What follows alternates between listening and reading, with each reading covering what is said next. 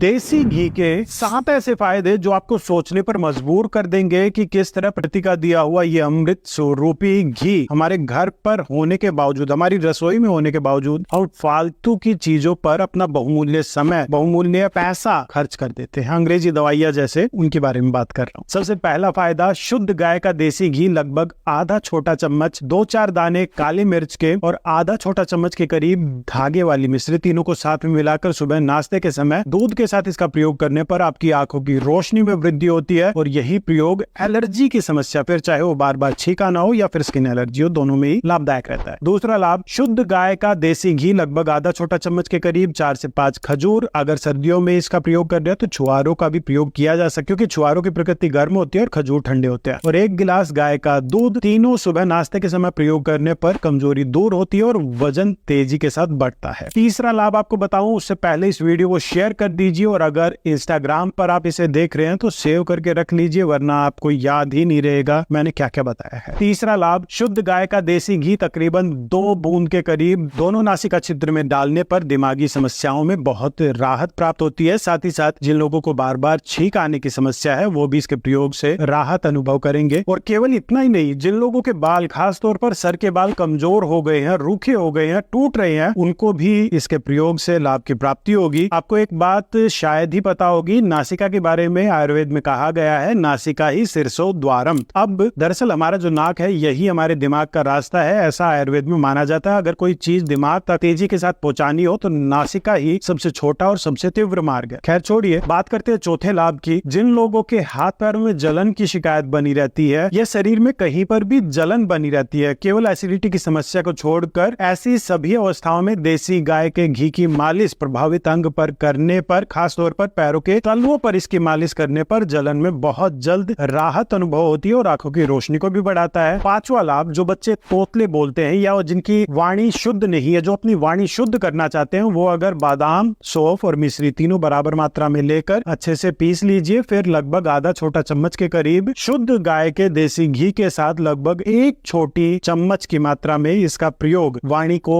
शुद्ध तो करेगा, साथ ही साथ आंखों की रोशनी और मानसिक शक्ति को बढ़ाने का बहुत ही शानदार योग है। छठा लाभ, लहसुन को छोटा छोटा काट कर गाय के देसी घी में खूब अच्छे से गर्म करें और फिर ठंडा हो जाने के बाद इस घी का प्रयोग छोटे बच्चों की छाती जाम हो जाने की अवस्था में काफी लाभदायक रहता है। उनकी छाती को सेकने का काम करता है, बलगम को पतला करके बाहर निकालने में सहायता करता है और इसकी मालिश छाती को भी मजबूती देती है और ये हड्डियों को भी ताकत देता है। केवल इतना ही नहीं, जिन लोगों को जोड़ों में दर्द की शिकायत रहती है वो भी इसकी मालिश से दर्द और सूजन दोनों में लाभ अनुभव करेंगे। और जो बड़ी उम्र के हैं वो अगर इसका खाने में प्रयोग करते हैं तो गठिया बाकी अवस्था में भी लाभ प्रदान करने वाला ये योग है। और सातवां बताने से पहले इस वीडियो को शेयर जरूर कर दीजिए, लाइक कीजिए, ताकि मुझे भी प्रोत्साहन प्राप्त हो पाए। अगर शरीर पर किसी कारण के चलते जलने के बाद फफोले हो जाते हैं, तब ऐसी अवस्था में गाय का घी लगाने पर ठंडक और आराम दोनों की प्राप्ति होती है।